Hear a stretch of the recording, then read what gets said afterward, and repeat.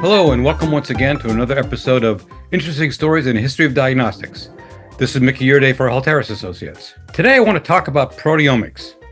And I spent some time trying to find definitions of proteomics that I liked. There are so many, but one that I rather liked was this one. Proteomics is the study of all proteins contained in an organism or other biological entity. It is the proteome. I also found this. It was a blog from Nautilus Technologies, developing a lot of new technology for proteomics. And I kind of like the way they summarized this area of proteomics. And I'm just going to read this off. The applications of proteomics research are vast.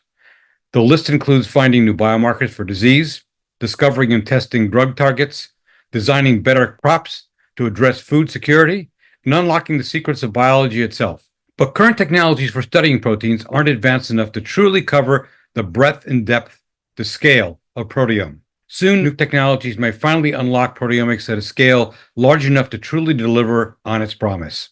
Cells produce different proteins when they're infected with a pathogen or otherwise unwell, so researchers studying human disease often use proteins as biomarkers that can diagnose diseases or show if a treatment is working. Currently, researchers use proteomics to find protein biomarkers for cardiovascular disease, diabetes, COVID-19, renal diseases, and much more. Scientists have also found many protein biomarkers for specific cancers, making proteomics an ideal way to diagnose particular malignancies. Now, I don't agree with the last sentence. I think there are lots of examples where that's true. I think we've got a lot more tools than just proteomics for that. But proteomics is a very important area. And I think, surprisingly, despite its how long it's been around, it's still pretty much in its infancy, as I'll try to indicate. So I want to talk about a practical guide to proteomics. I'm going to pretend that you, like myself, are very interested in actually using proteomics to find new biomarkers and what are the practical issues you got to deal with. So I'm going to start with the sample problem. And really, there are several problems within the sample problem. And I want to move to different types of technologies that are needed to move along this journey, pros and cons of various types, and try to make clear that there are different types of technologies for different applications. And I'll try to make clear what I mean by that and what those technologies are and how they're used. So let me start with this sample problem. The bottom line is plasma is so convenient. Plasma as opposed to things like urine. And urine, given the glomerular apparatus, we don't get a lot of big things coming through there. In fact, you've got a lot of big proteins, you're having a problem, but it's still not enough to really be useful. Cerebral spinal fluid, lymph, bronchial lavage, all these are things that people have used, but they're good for some indications. They're not broadly useful. Plasma is broadly useful, and it's abundant. It is connected to most tissue types, one way or another, because the blood system goes through all these areas, and even something like the brain, which typically is cut off with a blood-brain barrier, often leaks enough material into plasma that we can detect it. But, in plasma, what we have is a large mix of proteins, different types of proteins. And it's kind of hard to trace back to where they came from. In fact, in many cases, we don't really know where they've come from. We might know that it's a specific tissue that has generated one particular protein or another, but perhaps we don't know which cells within that tissue have contributed to that. This is something people are still looking at. If it's really just a subset of cells within that tissue, it may not be good enough to really know that it is from one tissue or another. You need more specificity here, especially now that all this work is going on in spatial biology, and we're seeing cell atlases being constructed for all the different organs, tissues, and getting a lot of information about subsets within those tissues, which are contributing to the biology and, in many cases, the disease. So it's very complicated. We've got all these proteins in this large gamish of plasma, and we are trying to find things within that haystack. So in some cases, we have the opportunity to look at proteins that we know are associated with perhaps a diseased tissue of one sort or another. For instance, people are now very interested in looking at neoantigens in tumor cells. Or we are often looking at pathogen-associated proteins that are being made in human cells. And then we see situations where there might be metabolic changes associated with a particular disease like type 2 diabetes. And so you see something like hemoglobin A1C, which is an indicator of the altered metabolism due to diabetes. But most of the time, it's changes in the abundance of the proteins that's very important to us. So often something like hemoglobin A1C. There may be small amounts of that in people that are not diabetic. In fact, in pre-diabetics, there are substantial amounts, but we have more of it once you make that transition. So quantity is very important, as well as identifying the protein. We need to be able to quantitate it. That's a challenge because we often talk in terms of it being on the order of 10 orders of magnitude differences in the high abundance versus low abundance proteins. But we're limited by the detection limit at the lower end. And now that we're seeing better and better technologies, I think we're just going to see that dynamic range increase substantially, maybe another 2-3 orders of magnitude versus where we think we need to be now. And I'll come back to a couple of technologies that are really getting down there. So in order to quantitate, you need often to have a substantial amount of sample. The amount of sample is a very big issue, and I'm going to talk more about that here. A decade ago, I had a startup company called Tethys Biosciences, which really was a proteomics company. Now I'm going to refer to that a few times. We were very aware of this issue of quantitation and volume that's available, and we actually had developed with another company called Singulex a technology that referred to as single molecule counting. We had expanded the use of that dramatically, and we could determine very small amounts of protein in samples. In fact, we got to a point where we needed 1 microliter, and we diluted it by 1,000-fold to get it on scale, and we're able to quantitate the proteins at that with that small amount of volume. Some technologies that have become more available recently, for instance, SomaScan from SomaLogic, and then the Nulysa from Alamar. I'll talk more about this later, but these are technologies that are using 50 microliters or less of plasma to look at thousands of proteins. I mean, that's remarkable. We want to think a little bit about how often do we have to sample the plasma in order to know what's going on? Could it be that I can take a sample that was collected once every year from a group of patients, and that's going to be sufficient for answering the clinical question that I have? But oftentimes that's not the case. How often do you have to take it? I mean, continuous protein analysis has not really happened yet, although it's coming. And, what additional information do you get from continuous or much more frequent testing? And that's going to play into this clinical strategy as well, because of where we're going to get access to these samples. I'd like to address the question of, can we ask really good questions based on our knowledge of protein structure and function? I think there's some issues here. So, of course, proteins are tied to virtually all functions in biology. As I pointed out in a recent video of ours on spatial biology, a lot of people are surprised to find that there's still about 20% of the proteins which are coded for in the human genome that we don't know the function of. I mean, that's kind of surprising. That's a lot of proteins. It's over 400 proteins.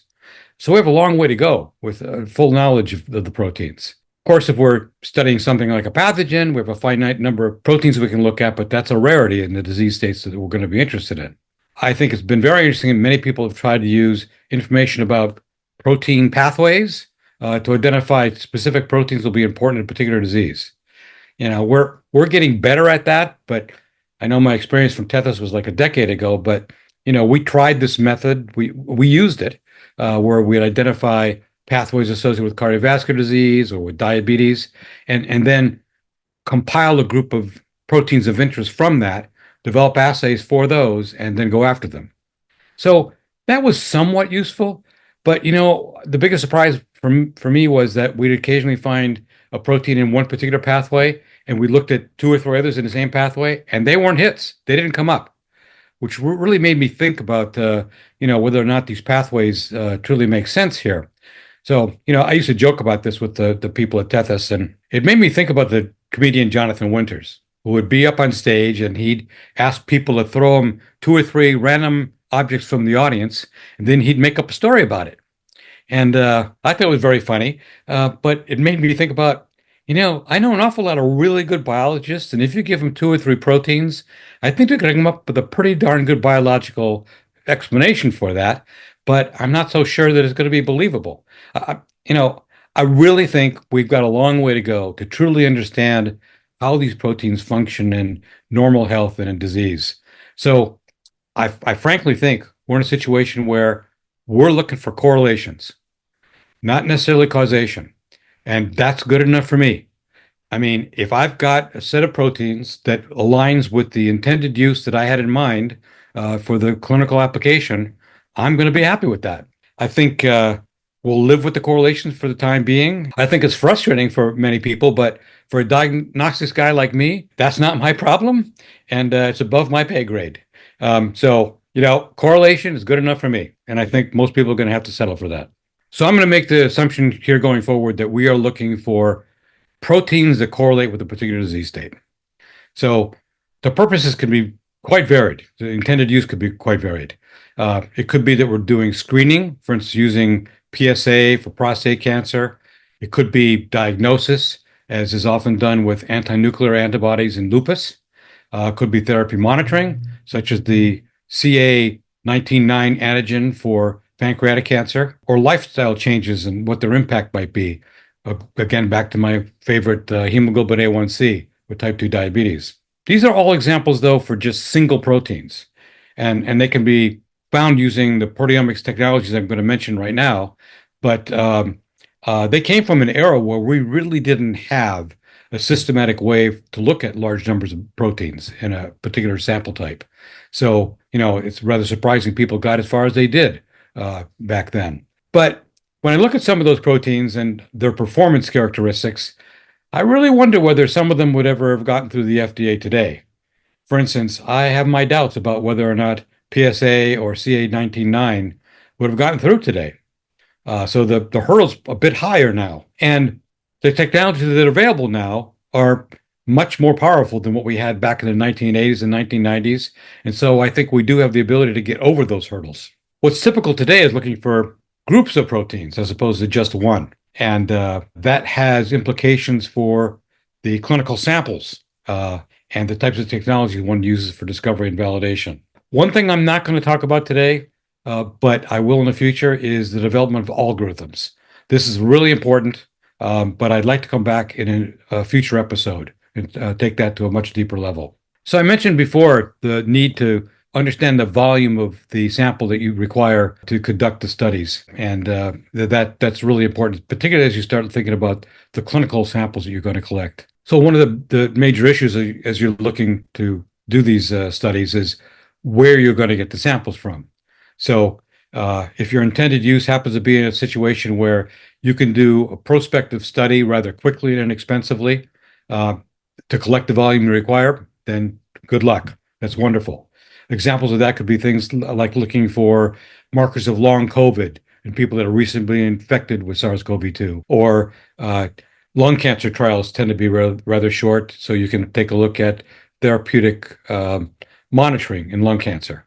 Just two examples. But often doing longitudinal studies like that are going to be very impractical, and so we often look for sample banks. And I got to tell you, this has been like the bane of my research existence, finding the right samples. So first is back to what I mentioned before, the sample issue. If the investigators collected over some long period of time 1 or 2 mils of plasma, and you say you need most of that to do your studies, which I hear people often do, they're going to say, no way. Again, from my experience at Tethys, we knew that this volume problem was going to be a big deal because most people didn't collect very much material. We wanted to specifically look at the risk of developing type 2 diabetes over the next 5 years. And the only way we're going to do that is to find samples that people had collected over more than 5 years ago, and they knew what the outcomes were of the individuals. For us to do that longitudinally going forward was just completely impractical. So we did find such sample banks, and we went to find the people that had them. And they were afraid of what we're going to ask for. But when we said, look, we can look at over 300 proteins in as little as 100 microliters of sample. I think initially they thought we had made a decimal error, but we didn't. And it opened the doors. Without the ability to use a small volume, there was no way we could do the studies. So, you may be tempted to use more sample, but if there's any way you can use small volumes, it really makes a difference. You also want to make sure you can use your best estimates as to how many samples you're actually going to need. You'll need to make an educated guess about the differences you'll need to see between samples from the disease state and the healthy state, or controls if they have them in studies. For our diabetes studies, we wanted to claim that 5-year risk, but we needed to have some understanding of other people that would have gone beyond 5 years to become diabetic, because we were going to see probably lower but still raised amounts of proteins in those individuals. So we're able to find samples out to 15 years where they had done the studies. So, I mean, imagine if you had to start from scratch for a 15-year longitudinal study. So again, because of the low volume amounts, we were able to get all the samples we wanted from all the researchers that we contacted. So lastly on the subject, I want to talk a bit about the stability of proteins, because they're not all the same. If you can look at the change in quantity over time under practical storage conditions of proteins that are of interest to you, this is actually a bigger issue for freshly collected samples than it is for samples stored over a long time, because if that's what you're working with, that's all you're going to see. If there are other potential proteins that are in those samples at the beginning when they were collected and have degraded now, you're simply not going to pick them up with your proteomics. But with these fresh samples, if you're going to test them right away, and then even when they're part of an IVD product, you're going to ship them somewhere. If they're going to become unstable over that short period of time, that's going to be a big problem. In fact, that was a really big problem in the early days of messenger RNA quantitation, and it took a while for people to come up with the collection methods. But in the case of proteins, I would say, got a lot of proteins. I would just try to shy away from unstable proteins, because even if you came up with a method to stabilize them during shipment, if they're fresh, that could add a lot of cost to the diagnostic test down the road, and that might make the cost of goods too high to practically introduce it. So take this in consideration. So just one other comment I wanted to make is about the time it can take to collect these samples from people. Let's say you want to go to an academic lab that has a sample bank, and you talk with the researchers and they're very eager to make them available to you. It can take a little while to get through the Office of Technology Transfer. Many of you probably have had this experience. It can be a real problem. So again, back at Tethys, after almost a decade of doing this, we one day sat down and said, let's take a look at, on average, how long it's taken us to get samples from these organizations. The answer was 2 years. 2 years average. Yes, we got a few in certain circumstances in just a few months, but by and large, it took 2 years from first contact to shipment of samples. It can be a real problem. Now, let's go and talk about technologies. First thing I'd like to do is talk a bit about the different types of technologies used in proteomics. And I could classify the technology used in other biomarker types in exactly the same way. And this is the result of some work that I did, oh my goodness, more than 15 years ago for the President's Council on Science and Technology. They had asked me to tell them a bit about the status of diagnostic technologies. And I thought a bit about it, and I thought, what do we mean by this? And I found it convenient to separate these technologies into 3 categories. One is discovery, second is validation, and third is in vitro diagnostics. So what I mean here is that in the case of discovery, we're often looking for the first time at a broad set of biomarkers, and we're trying to find some subset that we think is sufficiently interesting to carry forward. So that can be hundreds to thousands of different biomarkers. In the case of proteins, that's where we are nowadays. Thousands of different potential proteins looked at simultaneously. But in that situation, you often are not looking at a large number of samples. If you're looking at tens to hundreds of samples, hundreds can be quite difficult. That's going to be adequate to do the initial discovery. And there are a number of different technologies used in this area, and I'm going to talk about 3 of them in a few moments. And then validation is where we now have that subset. It's probably too many different proteins to actually carry forward into an IVD, but we may have tens to hundreds of different biomarkers still. And now we want to pare it down. And now we need more samples. We need to be able to look at hundreds, maybe thousands of samples in order to get to a point where we can say, these are the ones we want to carry forward. This is the new subset of proteins, and these are the ones we want to put into an in vitro diagnostic product. And now we've got a situation where we need a platform that can deliver the 1 to 10 or so proteins, maybe more, in a reliable way that can go through the regulatory process, that's cheap enough, that has the performance requirements, and that is going to be routine testing.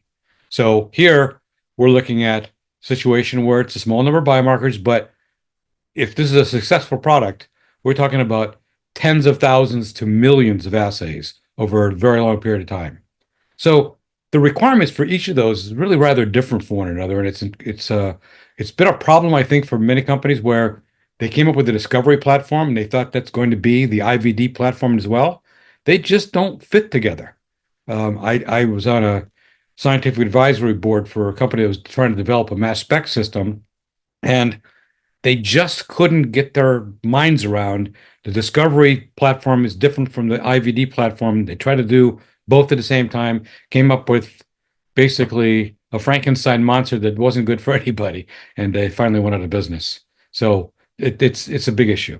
I'm going to talk about three technologies in discovery. One I mentioned before is SomaScan. Another is the O-Link technology called PEA. And lastly, I'm going to talk about the LMR Nulysa.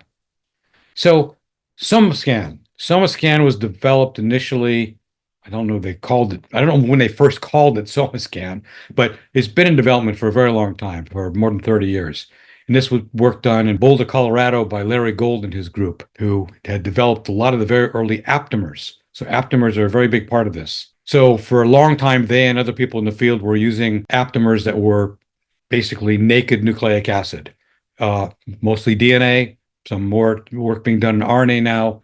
But the biochemical diversity of that, the binding capacity of that material is not as broad as you might like. The kinetic parameters are not necessarily as good. So SomaLogic converted to what they refer to now as somomers. And somomers are derivatives of nucleic acid where there are chemical entities bound to the nucleotide that gives it more chemical diversity. Things like a naphthyl group, a benzyl group. These kind of things can be added in some places, not others.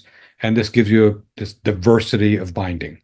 So with those, they've been able to come up with the SomaScan technology, which I'll describe here in a moment, which can detect simultaneously 11,000 proteins from less than 50 microliters of sample. Pretty amazing. All right, so I'm going to give you a description of how SomaScan works. I want to mention that it is a service today. It's something that you can order from a service laboratory. SomaLogic has been merged with another company to form the company Standard Tools. So now this would be the Standard Tools SomaScan. What they're doing is looking for proteins in complex samples, usually plasma, and then they're using aptamers for that.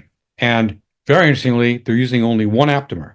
This is not like the typical sandwich assay and immunoassays or even another aptamer-based assays. This is one particular aptamer that's been selected for one particular protein. So they have those somomers in a library in solution. They then incubate that with a group of proteins in plasma, and then that somomer has a biotin on one end of it, so that when it's bound to the protein, and because of the biotin on the other end, it can be bound to a strep-avidin bead.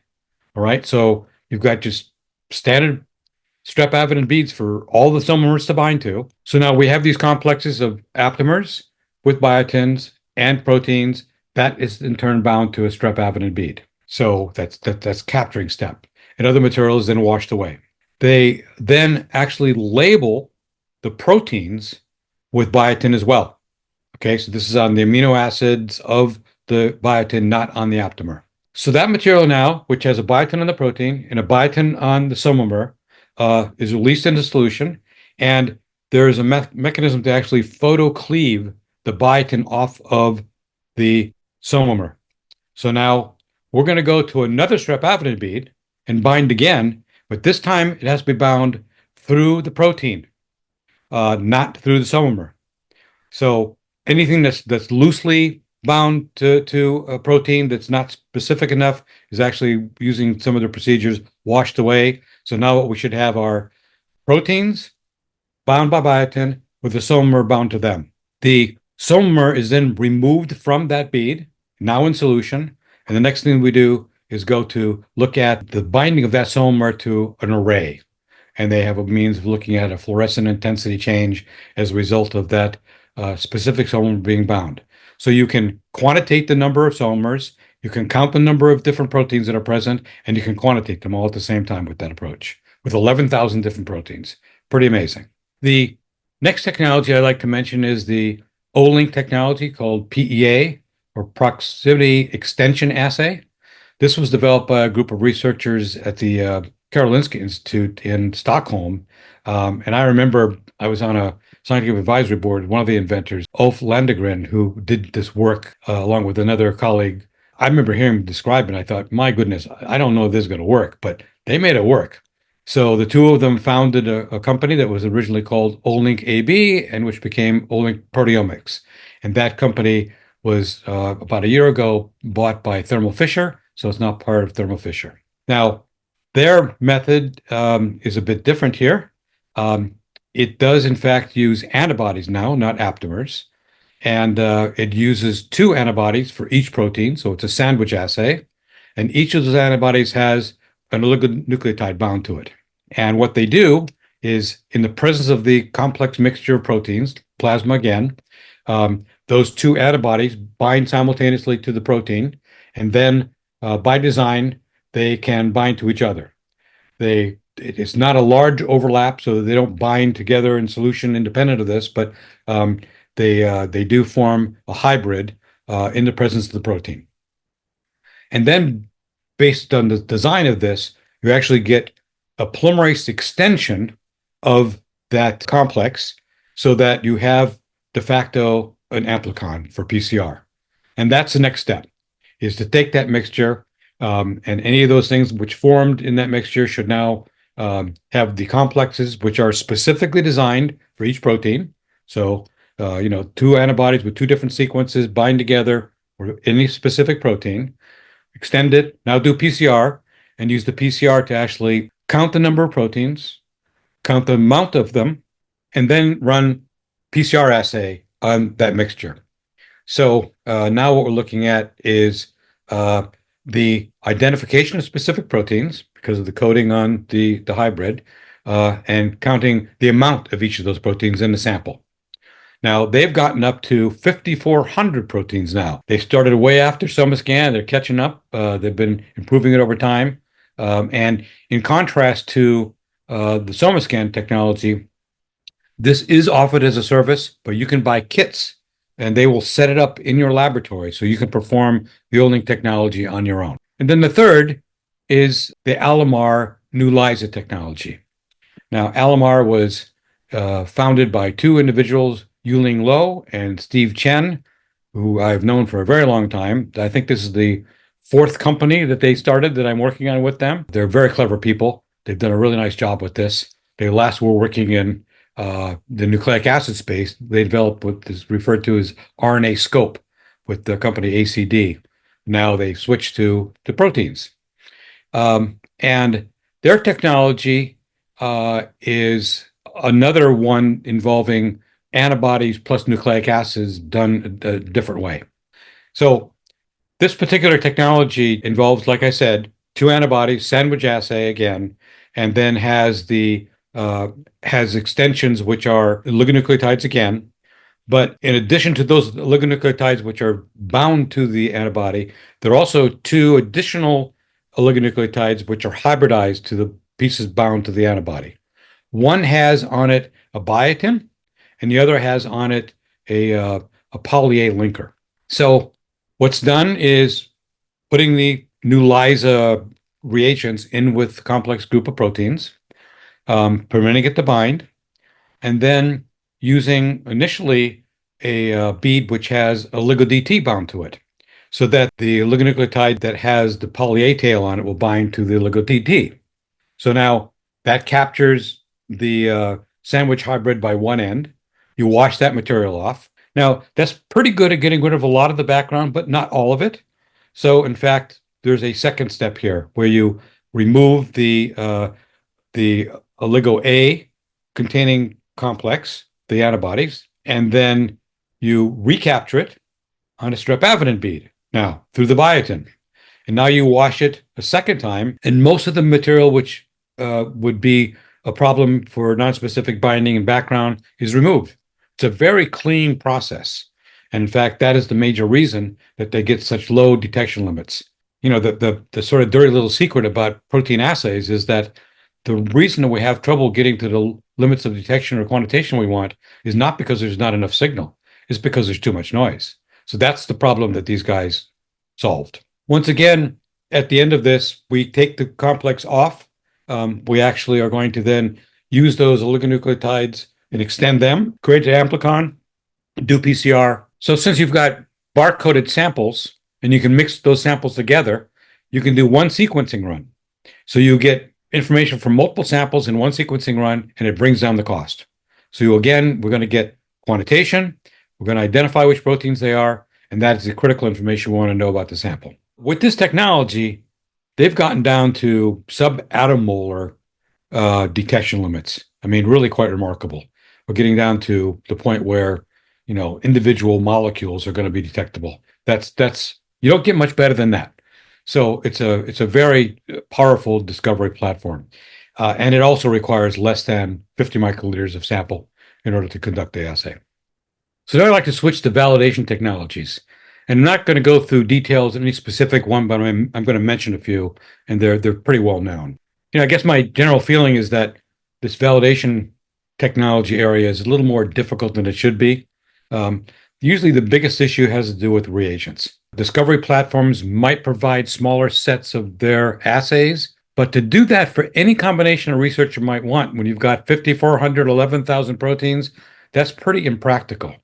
You do see that occasionally some of the manufacturers like Alamar will have a subset of proteins. Olink does this too. Let's say inflammation markers or something else that people can use. But, you know, when you're doing this kind of work and you're doing discovery, usually that's not what you want. You need to have that subset of markers that you discovered that you want to take through now to validate. Typically, people use things such as ELISA assays. You can do multiplex ELISA assays.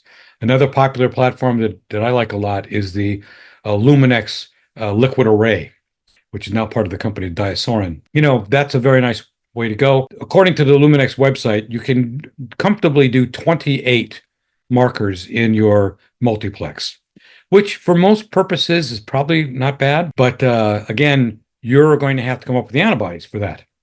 And that's not simple to do. If you're lucky, perhaps someone in a research lab or in a company has a set of antibodies that have the right performance characteristics that you can use. That's not usually the case. Some people have antibodies synthesized, which can be expensive, and that isn't necessarily going to be helpful in the actual design. There's going to be a selection process, but it's hard to get the performance characteristics that you necessarily want. But there are vast libraries of antibodies available from companies such as R&D Systems, which is part of Biotechne, or Revity. You typically are going to try to find out what antibodies they've got. They usually will have more than one antibody for a particular protein. You're normally going to be doing sandwich assays, which both of the methodologies I just described would be, but it can be difficult to find the appropriate pair. As a matter of fact, over the years, I've seen many groups that have tried to do this kind of thing where they obtain multiple antibodies from multiple vendors and just play what I would call the test and match game, trying to find a set that actually has the characteristics that you want. That can be hard. And so, you know, it's not uncommon for people to get bogged down in this validation area to come up with the combinations of antibodies they need to do those kind of immunoassays. Now, I personally like aptamers very much. I think many people have had experiences with them, and there's a lot more people using aptamers today than have been in the not too distant past. I do like them in particular because they are selectable. You know, there's the famous selects technology that Larry Gold and others have used for a very long time. I mean, you literally can select from a library of aptamers the ones that have the binding capacity that you want. You can select for on rates and off rates, total KD, binding to non-specific other materials, even to materials that you might want to use in a diagnostic down the road, like a particular type of bead. You can select so they don't non-specifically bind to those beads. That's very useful. The aptamers that are developed based on just naked DNA, as I was talking about earlier, they typically don't have the diversity and the binding capacity and specificity that you might want to have. So, I mean, I really think if you can find them, you want to have the aptamers with the what I refer to as the molecular shrubbery on them, the diversity of the aptamer. So, besides standard tools and the isomers, I think you can think about companies such as Apis in the UK, and then Velocity Sciences in Boulder, Colorado, which is actually focused on RNA types of aptamers. So those companies have this diversity. Just to give you some sense for why I'm excited about them, again, back to Tethys, we actually were able to get 7 different aptamers to use on the single molecule counting technology that we had been working with. And we simply took the sandwich assays that we had that were a polyclonal label with a monoclonal capture, removed the monoclonal capture, and we put the aptamer in instead. And when we compared the results, we were very surprised. We had a better dynamic range, we had a lower limit of detection, we had better specificity. I mean, all the attributes we were measuring were better in all 7 assays. So I really do think there's more room for use of aptamers than there's been in the past, and I encourage people to look for that. So it is possible to use these discovery platforms as validation platforms as well, if you can actually get access to them in a form that you can do those kinds of experiments, which sometimes you can and sometimes you can't. But if you can't, then I think moving to the sandwich types of assays makes sense. It makes sense for another reason too, which is the next subject, which is IVD. And in IVD, sandwich assays have typically been the way to go. So do it now or do it later. You're probably going to have to get there. So for IVD, there are a lot of choices out there, but it depends on 2 major things as to which platforms you can use. What number of proteins need to be detected and what limit of quantification is required. So if you need, let's say, just 2 to 5 targets, you can often run independent assays and combine the results. Again, we did this at Tethys. We had 6 biomarkers that we needed for the diabetes test, and they were all available on commercial platforms already. So when we had our LDT lab, we just got the 6 of those, we validated them all, validated the algorithm we had developed, and we were off and rolling. But we could do that because it was possible, given the value of the test, to charge enough so that that cost of goods was acceptable. But in many cases, it's not going to be having separate systems to do this. You're going to want to have one system that can do it all.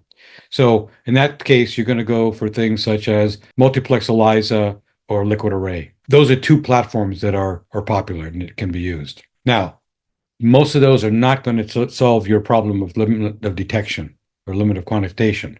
That may require a different technical approach. So that can be a significant hurdle. And when I say that this is a problem, it's usually at the level of on the order of 10 picograms per mil or less. That's you're getting to the territory of high sensitivity troponin and other things below that. Some of the cytokines are very difficult to detect because they're at such low concentrations. So, that's the territory we're getting to. And not only you got to be able to quantitate it there, but you have to do it very precisely and accurately. And that's often a problem for people to get to the CVs necessary at the limit of quantitation that are going to be required for an IVD submission. So when you start looking at things that are going to have to be ultra sensitive, we think of things such as the Singulex scan, which unfortunately went out of business, but Millipore has access to that technology, at least for R&D. And then the company Quanterix and the Simoa digital immunoassay format, which is also highly sensitive. And there are a few others as well. You might also look at other companies that are taking new approaches to multiplexed assays and or limits of detection. And one company that actually has been doing both is a small company called eGlint. And eGlint is working on an aptamer-based detection technology that can be multiplexed and has very low limits of quantitation. So that's another option. And lastly, when you get into this IVD area and you've been looking at antibodies to try to uh, determine the presence and quantitation of your protein, you got to make sure that those antibodies are actually licensable for IVD. It is not uncommon for these antibody houses to make these materials available to you for doing basic R&D, but you're not able to actually commercialize an IVD product using the same antibodies. That can be a big problem. Don't get into that problem. I've seen a lot of people not realize this until they've decided they want to do IVD, find out that they can't license it, and basically you're back to finding a new source. Very hard. So I'd like to talk a little bit about some of the remaining open issues with regard to discovery, in particular within proteomics. There are a lot of advances that are still required in order to make this what we really want. Often when we talk about proteins as though they're homogeneous strings of amino acids that fold into a particular structure that we can predict, and we're kind of done with it. We're done with it after we identify the protein in the plasma sample and then we quantitate it. We act as though it's homogeneous, but it's not. Nothing could be further from the truth. In fact, proteins are typically quite heterogeneous. For instance, in many cases, when you have a particular gene coded for a particular protein of interest, there can be splice variants of the messenger RNA after the transcription takes place, which could lead to different composition of the protein based on different exon mixes. So, that's one form of change that can occur. And another one that, of course, we hear about all the time is post-translational modification, or PTMs. I mean, in that particular case, we're looking at modifications to the amino acids themselves, where it could be an acetylation, it could be a phosphorylation, it could be glycosylation. There are a whole bunch of different ones. So if we really think about it within the context of the proteins that are of interest in the plasma sample, we are really faced with a heterogeneous set of proteins in many cases, heterogeneous with regard to that one protein that we wanted to measure, and those are what we refer to as isoforms. So my favorite example of a protein with many isoforms is the tau protein. You're probably aware that the tau protein is a protein that actually stabilizes neuronal microtubules. So it is a remarkably heterogeneous protein. Often we hear about two in particular modifications of tau. One is the tau P181 phosphorylation at amino acid 181, and then P217. And those two are associated with Alzheimer's disease. And there's been a lot of work in the last few years now on trying to determine the amount of the protein which has those two residues on it. So tau is an incredibly heterogeneous protein, just amazing. There are certain segments of the protein which have different compositions of exons. And then we've got the phosphorylation that occurs, but also acetylation, ubiquitin addition to it, and also methylation. So, and then you look at all the different residues that can have those. It's an incredible different mix of different possible forms of the protein. There are at least 100 different forms. We really don't have the full set of tools necessary to study this variation of the protein structure. So I'll just focus, for instance, on the PTMs. A popular way to study that is with mass spec. And there, for instance, with P181 and 217, there are amino assays, for instance, from Quanterix. But mass spec has been a very powerful tool where you can actually look at after proteolysis, so breaking down the protein structure with proteinases, taking a look at the various peptides and looking at ones which do or don't have a phosphorylation at a particular site. So that can be done, let's say, with 217. So you can look at what percent of the protein has modified 217 with phosphorylation versus not. You can do that with other segments of it as well. But if you think about that, what we really don't have is more information about how that's all laid out. For instance, if we had a sample that we're looking at tau protein within, and we see 217 is 50% of the protein, and 181 is 50% of the protein, it's entirely conceivable that the entire protein actually has the one segment of it that has both of those phosphorylated, and the other half has neither of them phosphorylated or anything in between. It could be completely random. We don't know that from doing that kind of analysis with mass spec. And that's looking at only one residue. If we want to look at all those other residues in 100 different varieties of it, we really are not going to have a very good picture of what's going on an individual protein basis. All right. So, it's entirely possible that in a situation like this, we could have a protein concentration and identification in a sample, one sample from disease state, one sample from healthy state, and we have exactly the same amount of the protein we identified in both of those samples. But it's entirely possible then that if we looked at the exon mix, we looked at the PTMs, it would be completely different. We don't have that information. So one of the things I think is a very interesting approach to this is being done by the company Quantum SI, and their dream is to actually sequence each individual protein within the sample. All right? So that would be with the intent of being able to identify exon differences and PTM differences. But now you're looking at one molecule protein at a time. So I can say on this one, I've got P217. I don't have P181. The one over here, I've got both of them. The one over here, I've only got 181. You can't do that with the technologies we have today. So I really think that this is going to be a phenomenal addition to the overall set of technologies that are available, but it's not easy to do. I think they're going more slowly than they would like to. And I think it's going to take quite a bit of time before we know. There are other companies that are trying to do the exact same thing. But, this dream of being able to look at the overall heterogeneity of the population and being able to correlate that now with disease state, I think is going to be remarkable. But we don't have it yet. Well, I hope this has been a useful overview of the practical issues and applicable technologies for proteomics test development. Samples are the key. You need enough of them, you need high quality, you need sufficient volume. Clinical samples can be hard to find and are usually of limited volume, so it's best to use technologies that don't require much, preferably below 100 microliters.